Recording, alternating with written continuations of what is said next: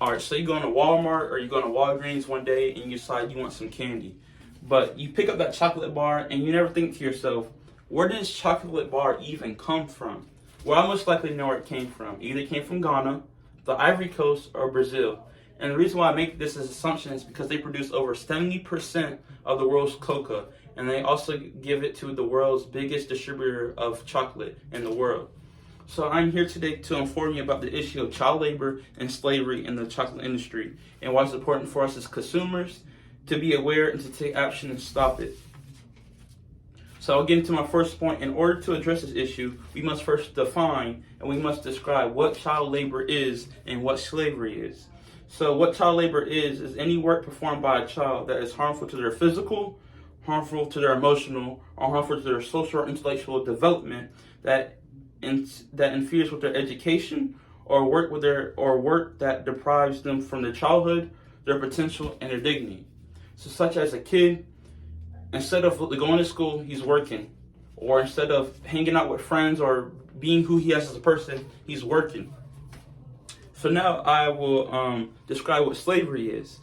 Slavery is the involuntary exploiting another person for personal commercial gain. This is a person with complete control over a person by another through force or through manipulation or a threat of violence and paying the person little to nothing. So that is my definition of what child labor is and what is slavery. So now, speaking of that, we get into statistics. So according to foodispower.org, they state that most cocoa farmers earn less than $1 per day. So to put this in perspective, we're in America. The minimum wage in North Carolina is $7.25, and people find it very, very hard to live it off on $7.25. So now a person that's making $1, which is below the extreme poverty rate range, that's not even livable. It's not even livable at all. So we already know that's horrible, and that as a result to these farmers making $1 per day, they are forced to resort to use their child labor to keep their prices competitive. There are journalists who went undercover as cocoa farmers who documented traffickers in Ghana selling children to the farmers for $34 a child. Most of the time when a child has been taken to the cocoa farms, the children may not even see their family for years or even at all.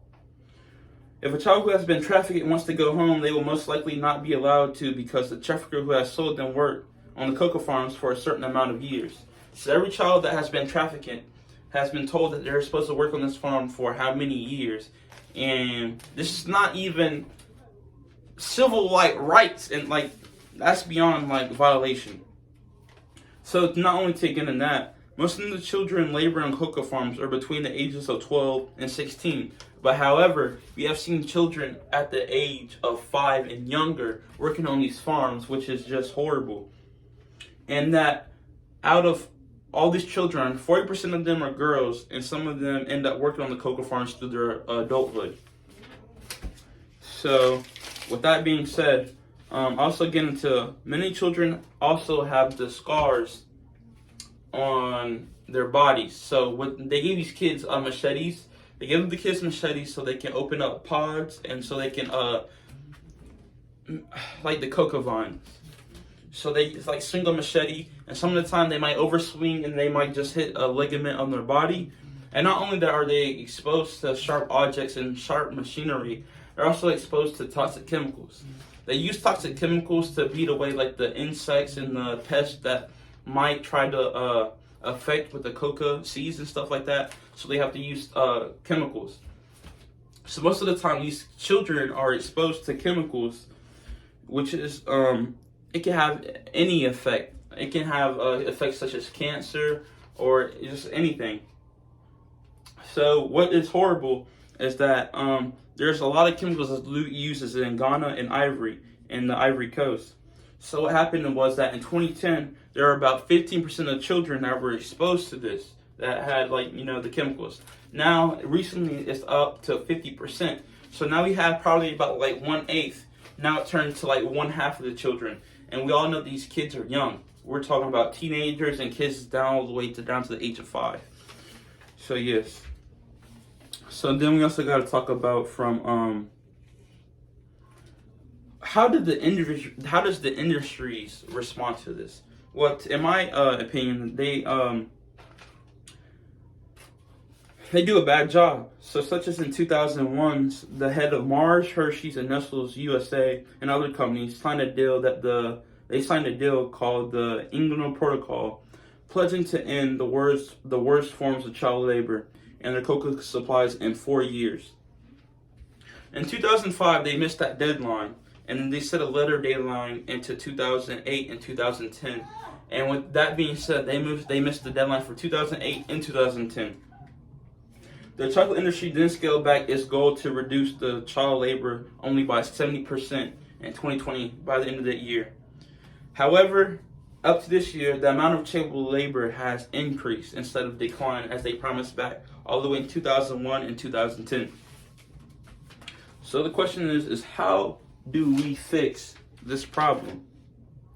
So how we fix this problem against big companies is that we can use food empowerment chocolate list to fully understand where you're buying your chocolate from, and to boycott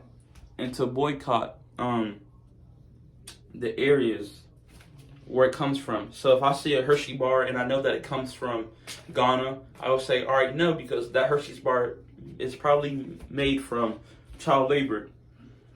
And you can also encourage friends and family to not buy from there either. So we can also contact chocolate companies and let them know how you feel about the injustice of the cocoa industry. Also, we can demand transparency from companies that have refused to disclose where they get their source of cocoa from, and can also call on companies to pay a living income wage to the cocoa farmers. So like I told you before, that cocoa farmers, they get paid $1 a day. So now we can advocate, all right, well, we don't think $1 a day is good. Maybe we should get paid $100 a day, $30 a day, or something, so their situation become better than what it is. So the next time you savor a delicious piece of chocolate, remember that you may have been produced the exploitation of vulnerable children and adults. As consumers, we have the power to demand change and promote ethical practices in the cocoa industry. Let us work together to ensure that every piece of chocolate we enjoy is sweetened only by the labor of adults who then fairly compensated, and children who are free to pursue their education and dreams. Thank you for listening to my speech. This is Naaman Super, educating you on child labor and child slavery. Thank you.